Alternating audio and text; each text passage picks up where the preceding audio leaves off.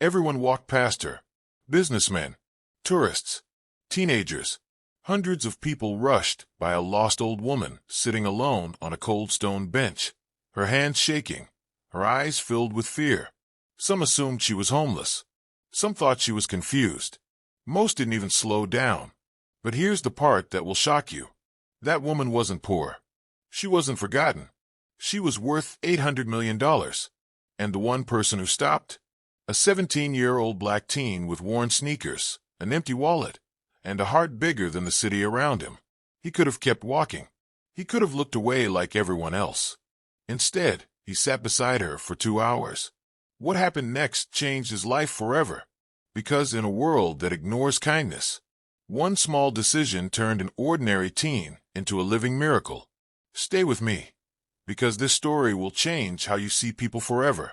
Everyone was in a hurry, and no one saw her.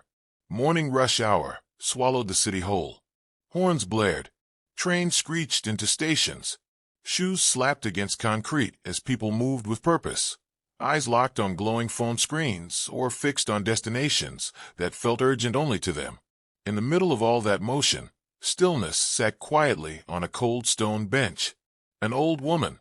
Her coat was neat but worn. Her purse rested tightly in her lap, as if letting go might cause her entire world to disappear. Her hands trembled, not from the cold alone, but from uncertainty. Her eyes darted from face to face, searching for something familiar. A landmark, a person, a memory. Nothing came. People passed her by in waves. A businessman glanced once and frowned before turning away. A couple slowed down, whispered something, then kept walking. A group of teenagers laughed loudly as they brushed past, never noticing the fear behind her tired eyes. Some thought she was homeless. Some thought she was confused. Some thought helping her would slow them down. Everyone thought someone else would stop. But no one did. Except one person. 17-year-old Marcus Reed was heading home after a long shift at a grocery store. His feet ached. His shoulders sagged beneath a backpack that had seen better days. He wasn't thinking about heroics or kindness. He was thinking about dinner, about homework, about how to help his mom pay next month's bills. Then he saw her. At first, he almost walked past too. But something made him look again. The way her fingers gripped the bench, the way she tried to stand, and failed. Her knees buckled, and she nearly fell forward. Marcus reacted without thinking. He dropped his bag and rushed toward her. "Ma'am," he said, steadying her before she hit the ground. Her eyes met his, wide with fear and relief mixed together. And in that moment, while hundreds of people kept moving, Marcus stopped walking. "Ma'am, are you okay?" Marcus asked, keeping his voice calm and gentle. The woman blinked slowly, as if waking from a dream she didn't understand. I can't find my driver," she said quietly. "I think I took a wrong turn. Everything looks the same now." Her voice wasn't desperate, it was lost. Marcus noticed the details others ignored. Her clean shoes, her carefully styled hair, the way she spoke with quiet dignity. This wasn't someone asking for money. This was someone who genuinely didn't know where she was. "It's okay," Marcus said. "You're safe. I'm here." He offered her a bottle of water from his backpack. She took it with shaking hands. Marcus sat beside her on the cold bench, placing himself between her and the rushing crowd. He felt eyes on him, some curious, some suspicious. A woman slowed down and stared. A man shook his head and muttered something under his breath. Marcus ignored them all. "What's your name?" he asked softly. "Eleanor," she replied after a pause. "Eleanor Whitmore." She tried to remember more. Where she came from, who she was meeting. But her thoughts slipped away like sand through fingers. Confusion filled her face, followed by embarrassment. "I'm sorry," she whispered. "I don't usually forget things." Marcus smiled gently. "It happens. Don't worry." He could have done the easy thing. Called emergency services and left. No one would have blamed him. But something inside him wouldn't let him walk away.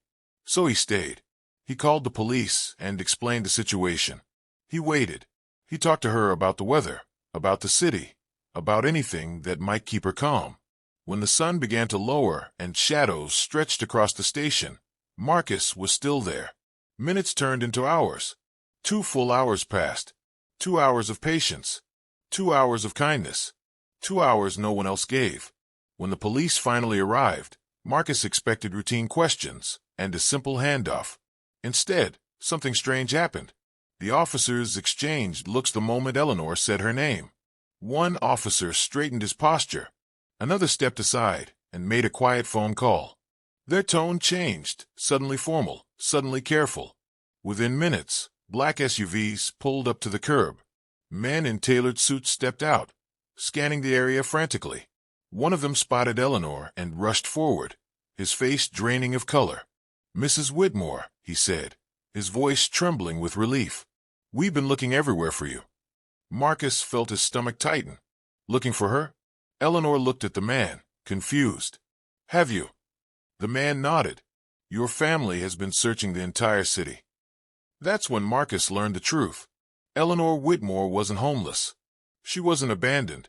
She wasn't forgotten. She was the founder of a global investment firm, a self-made powerhouse, a woman worth over $800 million. Earlier that day, she had wandered away from a private medical appointment. Early-stage memory loss had caused her to lose her sense of direction. Her security team had been minutes too late. The city had swallowed her whole. Until Marcus stopped. The men in suits turned toward him, disbelief written across their faces. "You stayed with her?" one asked. "For 2 hours?" another added. Marcus nodded simply. "She needed help." One officer shook his head in amazement. "Son, most people didn't even notice her."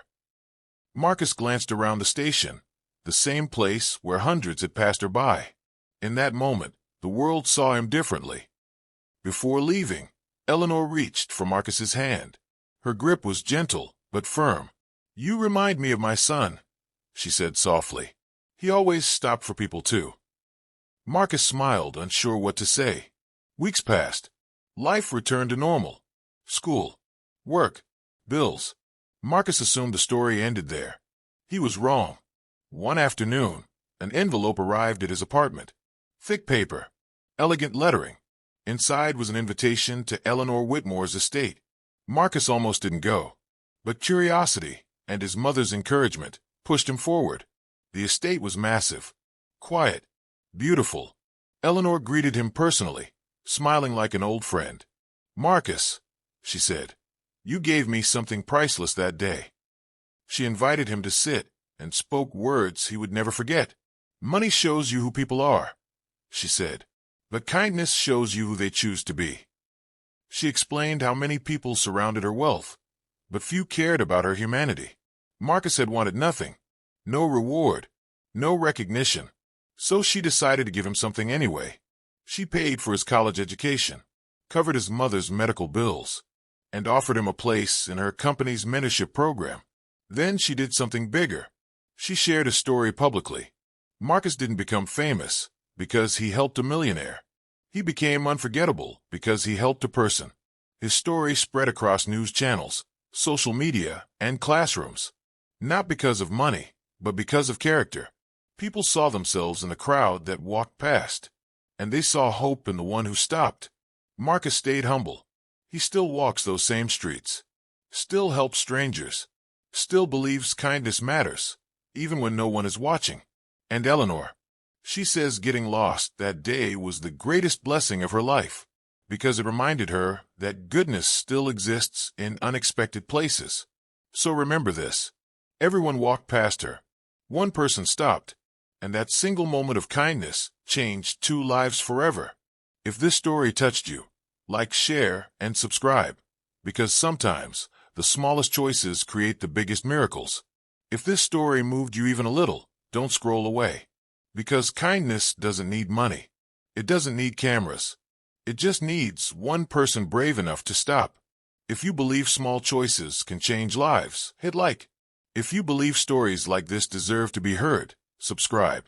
And if you believe the world needs more people like Marcus, share this video. You never know. The next time you stop for someone, it might change everything. Red Heart.